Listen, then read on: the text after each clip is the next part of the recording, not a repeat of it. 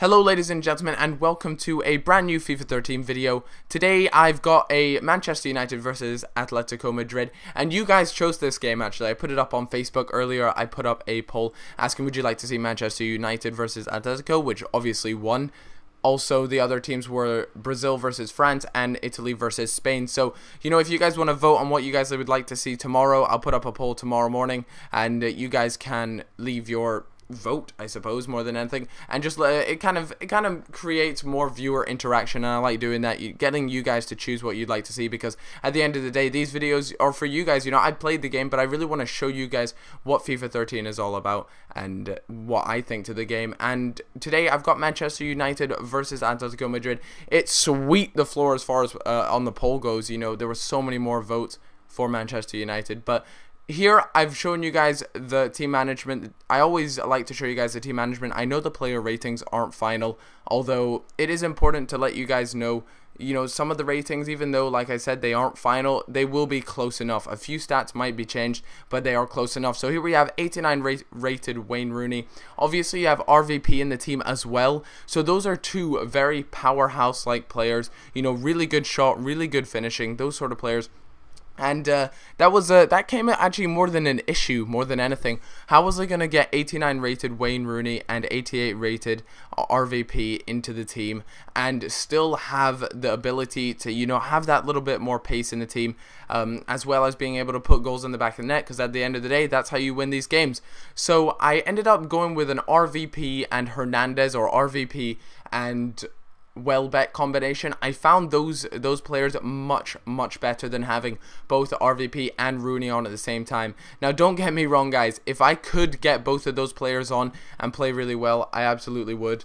But I just struggled to find the right formation and right players to go around them that would feed both those two players who have a very similar playstyle on FIFA in order to really just maximize the potential that both of them have, because don't get me wrong, they're both great players on this game. For me though, RVP is just a little bit better than Rooney, but again, that's all down to personal preference when it comes to this game. So you guys are going to have to make those sort of decisions for yourself, which ones you guys prefer. But for me, it was RVP over Rooney, and that's why I decided to go with the likes of RVP and Welbeck or something. But would you like some salt with those chips? Van Persie, putting that away. Like I said, his finishing is outstanding.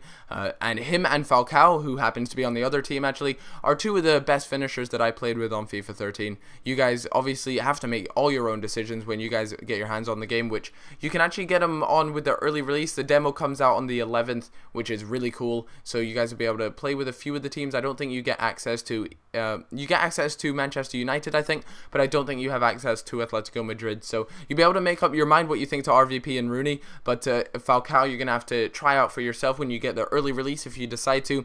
There's some info on that actually. If you go to the EA Sports Twitter, you can learn a little bit more about what the whole season pass shenanigans, which you get 3 days early, I believe, full access to the game, including Ultimate Team at last.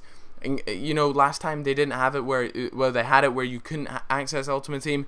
Now you can. So that's all really fine, randy and dandy. And another big player on the Manchester United squad that actually kind of went unnoticed a little bit, but not for the wrong reasons, but for the right reasons, was Shinji Kagawa, who's actually on the ball as we speak.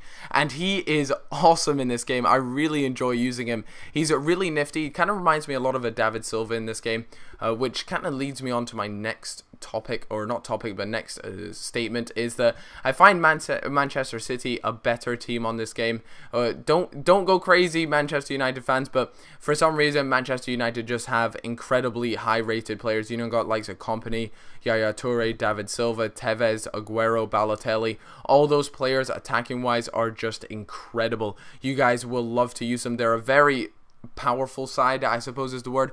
I actually prefer I prefer the combo between Aguero and Balotelli. Those are my two strikers. I don't really enjoy using Tevez too much, but yeah, definitely Manchester City are a better team than Manchester United in this game. But again, it's all down to your personal playstyle and how you guys like to play the game. But for me, it just had to be Man City over them. They're such a powerful side in this, and actually you guys will get to use them in the demo. I believe they're one of the demo teams, so have fun with all that.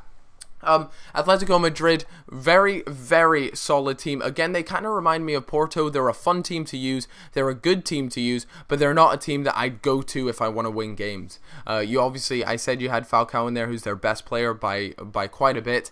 A very good player, and that goal there was just, my keeper did such a great job to save it, but the rebound, he managed to put it in the back of the net, which kind of brings me on to another point, which is, in FIFA 13, I think we're going to see a lot low scoring games. You know, if you lose by 6-7 goals this time, you know, that is an absolute hammering. That equates to around 11 or 12 goals in FIFA 12. You know, that's a pretty hefty battering, because in this game it is a lot harder to score goals, I find. You know, the finishing is a bit harder. One of the big things I get asked all the time is finesse overpowered? And I can tell you this right now, not at all. It is so hard to score finesse goals in this game. For whatever reason they made it, it is just so tricky to score finesse goals. There's no way, even inside the box, players will put it wide. You know, in FIFA 12, where you're like, this is a given, you literally cannot miss this in FIFA 12. In FIFA 13, it can easily just go all haywire, all tits up, and just really not do well. And it was really strange to get used to, because I'm so used to being able to